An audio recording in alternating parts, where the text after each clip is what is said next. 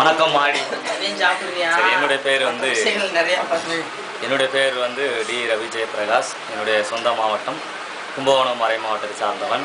நான் வந்து இயக்கத்தில் வந்து நம்முடைய இயக்கம் வந்து ஆர்கேஎல்எம் வந்து இந்தியாவில் நடத்தினப்போ அதுலேருந்து 2002 நான் வந்து அடிமட்ட குழுவினுடைய உறுப்பினராக நான் இருந்திருக்கின்றேன்.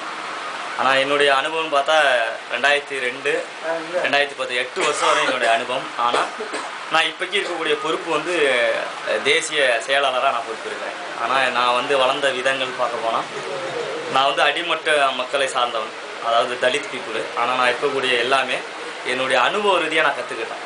அது அனைத்துமே எனக்கு ஒய்சிடபிள்யூ கற்றுக் கொடுத்த பாடம். ஒய்சிடபிள்யூ பொறுத்த நான் உண்மையாக சொல்லணும்னா எனக்கு வந்து அது கற்றுக் கொடுத்தா பள்ளிக்கூடத்தில் நான் ஒரு மாணவனாக இருந்து கற்றுக்கிட்ட விதத்தை நான் உண்மையை உணர்றேன். ஏன்னா என்னை வந்து இந்த அளவுக்கு ஒரு தலைவர் தேசிய செயலாளராக என்னை உருவாக்குனுச்சுன்னா அதுக்கு காரணம் வந்து நம்முடைய தேசிய அளவில் நடந்தக்கூடிய பயிற்சிகள் தான் என்னை மோட்டிவேட் பண்ணுது.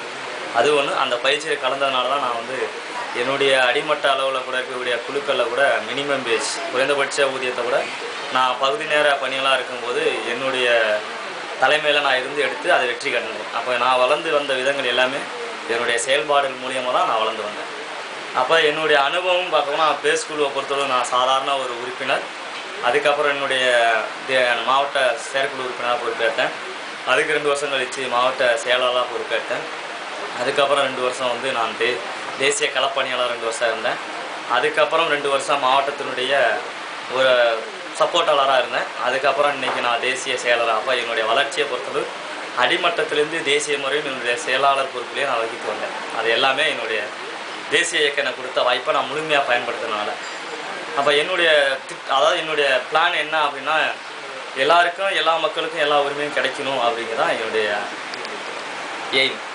அதுக்கான முயற்சிகள் அதுக்கான வாய்ப்பு வந்து எனக்கு கொடுத்துருக்கு இயக்கம். அதை நான் முழுமையாக பயன்படுத்துவேன். அதுக்கான முதல் கட்டமான ஸ்டெப்பை நான் நடந்துக்கிட்டு இருக்கிறேன் அப்படின்னு நம்புகிறேன். நன்றி மாடி.